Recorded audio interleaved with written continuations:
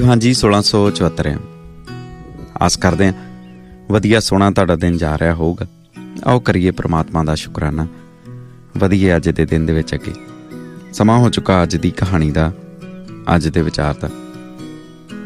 एक व्यक्ति जिदा अपने आप दे विच दावा सी कि कदी किसी का दिल नहीं दुखाया, कदी किसी का माड़ा नहीं सोचा, वधिया हक हलाल दी खांदा ते फिर भी काफ़ी वड्डे दुख आन लगे। अपने दुखों का कारण लभदा लभदा दूर दरेडे जिथे किते दस पैंदी उत्थे चले जांदा। किसी ने दस्या कि जा फलानी फलानी गुफा दे विच चले जा, उस गुफा दे विच पुराना एक खूह आ, उस खूह दे आस पास तेनों तेरी समस्या का हल मिल जाऊगा, यानी कि तेरे सवाल का जवाब तेनों मिल जाऊगा, तेरे दुखों का कारण तेनों मिल जाऊगा।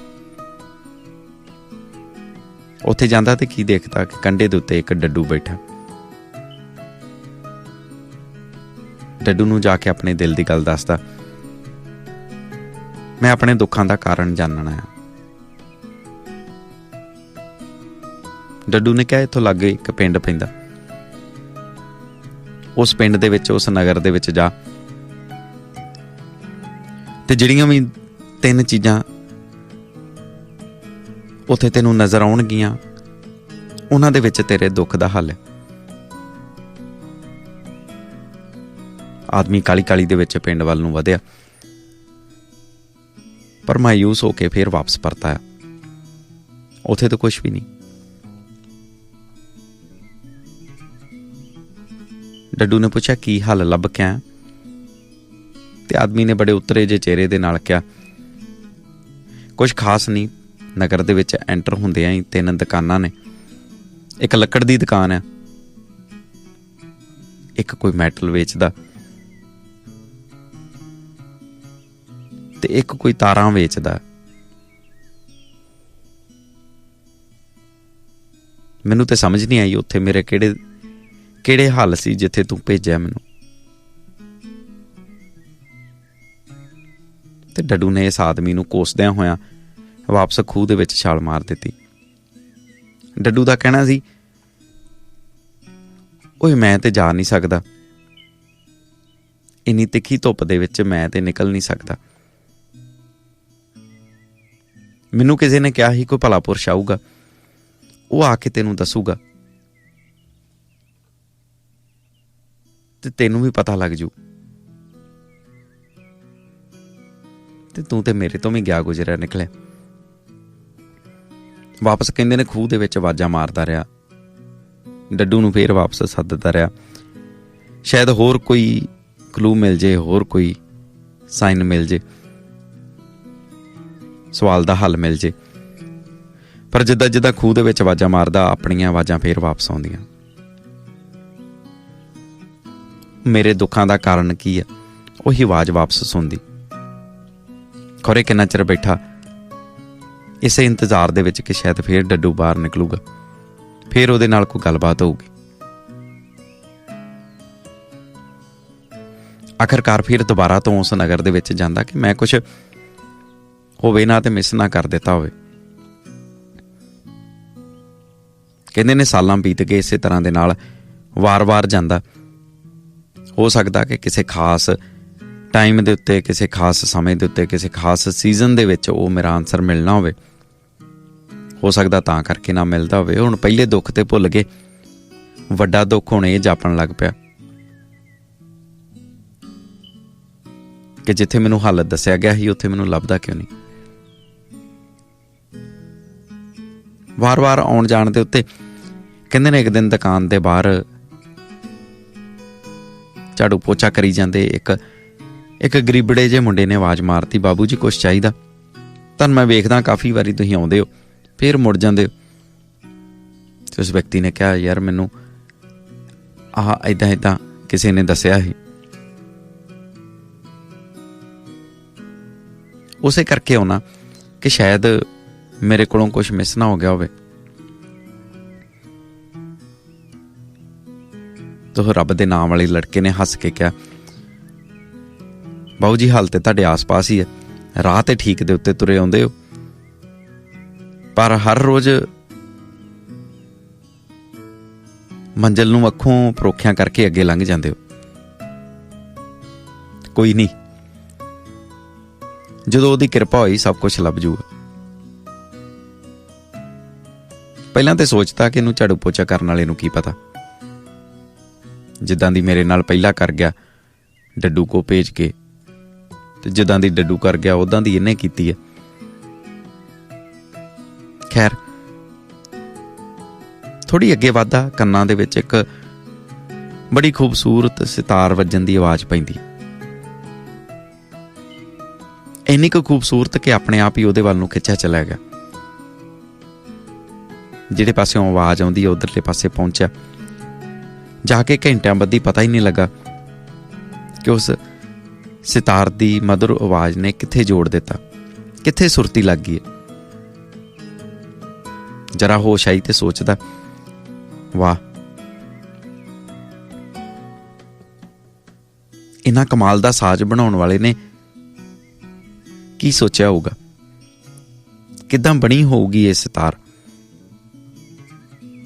ਕਿੱਦਾਂ ਵਜਾਉਂਦੇ ਹੋਣਗੇ ਇਹਨੂੰ ਵਜਾਉਣ ਵਾਲੇ, ਕਿੰਨੇ ਖੁਸ਼ਕਿਸਮਤ ਹੋਣਗੇ ਕਿ ਸਾਰੇ ਦੁੱਖ ਤਕਲੀਫਾਂ ਭੁੱਲ ਭੁਲਾ ਕੇ ਮੈਂ ਇੱਥੇ ਇਹਦੇ ਵੱਲ ਨੂੰ ਖਿੱਚਿਆ ਆਇਆ। ਤੇ ਅਚਾਨਕ ਅੱਖਾਂ ਖੋਲ੍ਹਦਾ ਤੇ ਸਿਤਾਰ ਦੇ ਉੱਤੇ ਧਿਆਨ ਪੈਂਦਾ, ਤੇ ਜਿਹੜੇ ਹੱਲ ਸਾਲਾਂ ਤੋਂ ਲੱਭਦਾ ਆ ਰਿਹਾ ਸੀ ਉਹ ਇੱਕ ਪਲ ਦੇ ਵਿੱਚ ਲੱਭ ਗਏ। ਕੀ ਵੇਖਦਾ ਕਿ ਇੱਕ ਲੱਕੜ ਦੀ ਬਣੀ ਸਿਤਾਰ, ਤੇ ਉਸ ਨਗਰ ਦੇ ਵਿੱਚ ਜਿਹੜੀਆਂ ਚੀਜ਼ਾਂ ਉਹਨੂੰ ਦਿਸੀਆਂ ਸੀ, ਸਭ ਤੋਂ ਪਹਿਲੀ ਤਾਂ ਲੱਕੜ ਦੀ ਦੁਕਾਨ ਹੀ ਦਿਖੀ ਸੀ। ਸਿਤਾਰ ਦੇ ਉੱਤੇ ਲੱਗੀ ਹੋਈ ਥੋੜੀ ਜਿਹੀ ਮੈਟਲ ਧਾਤ ਤੇ ਤਾਰਾਂ, ਸਟ੍ਰਿੰਗਸ, ਤੇ ਇੱਕਦਮ ਸਾਰੀ ਗੱਲ ਸਮਝ ਆ ਗਈ। ਕਹਾਣੀ ਕੀ ਸੀ ਕਿ ਸਿਤਾਰ ਦਾ ਆਪਣਾ ਕੋਈ ਵਜੂਦ ਹੀ ਨਹੀਂ, ਇਹ ਅਲੱਗ-ਅਲੱਗ ਚੀਜ਼ਾਂ ਨੂੰ ਮਿਲ ਕੇ ਬਣੀ ਹੈ। ਫਿਰ ਇਹਦੇ ਉੱਤੇ ਜਦੋਂ ਉਂਗਲ ਚੱਲਦੀ ਹੈ ਤੇ ਫਿਰ ਇਹਦੇ ਵਿੱਚੋਂ ਸਾਜ਼ ਨਿਕਲਦਾ, ਫਿਰ ਇਹਦੇ ਵਿੱਚੋਂ ਉਹ ਮਧੁਰ ਆਵਾਜ਼ ਨਿਕਲਦੀ ਹੈ ਜਿਹੜੀ ਮੰਤਰ ਮੁਗਧ ਕਰਦੀ ਹੈ।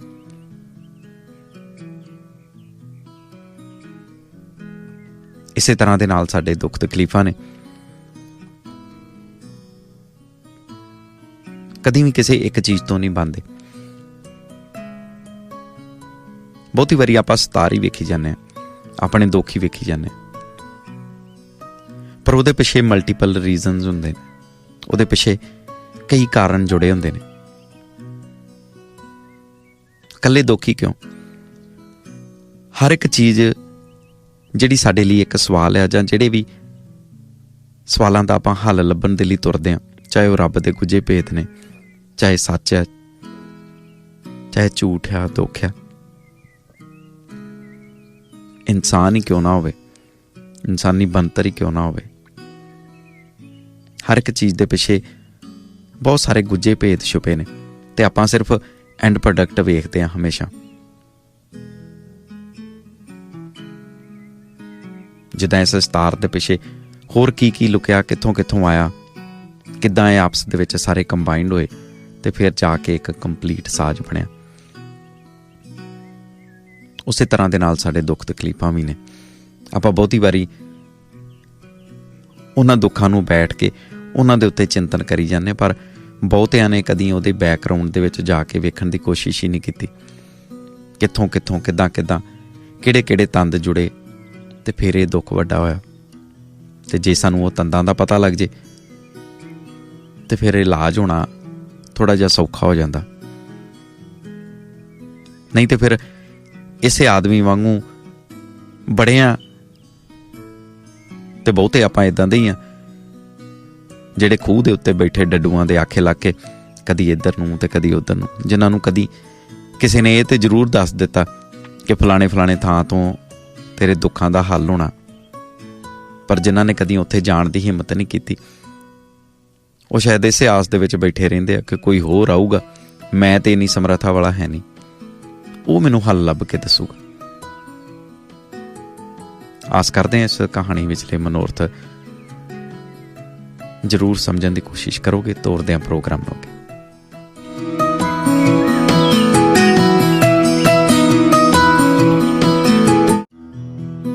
ਧੰਨਵਾਦ ਕਹਾਣੀ ਸੁਣਨ ਲਈ। ਜੇ ਤੁਹਾਡੇ ਕੋਲ ਵੀ ਹੈ ਅਜਿਹੀ ਹੀ ਕੋਈ ਮੋਟੀਵੇਸ਼ਨਲ ਅਤੇ ਇੰਸਪਾਇਰਿੰਗ ਕਹਾਣੀ ਤਾਂ ਤੁਸੀਂ ਸਾਨੂੰ ਮੈਸੇਜ ਜਾਂ ਈਮੇਲ ਕਰ ਸਕਦੇ ਹੋ। ਜੇ ਕਹਾਣੀ ਵਧੀਆ ਲੱਗੀ ਤਾਂ ਰੇਡੀਓ ਹਾਂਜੀ ਦੇ YouTube ਚੈਨਲ ਤੋਂ ਇਸ ਨੂੰ ਜ਼ਰੂਰ ਸ਼ੇਅਰ ਕਰੋ ਅਤੇ ਹੋਰ ਵੀ ਕਹਾਣੀਆਂ, ਵਿਚਾਰ, ਖਬਰਾਂ ਅਤੇ ਇੰਟਰਵਿਊ ਸੁਣਨ ਲਈ ਸਬਸਕ੍ਰਾਈਬ ਕਰੋ ਰੇਡੀਓ ਹਾਂਜੀ ਦਾ YouTube ਚੈਨਲ। ਇਹ ਹੈ ਆਸਟ੍ਰੇਲੀਆ ਦਾ ਨੰਬਰ 1 ਰੇਡੀਓ ਸਟੇਸ਼ਨ ਰੇਡੀਓ ਹਾਂਜੀ।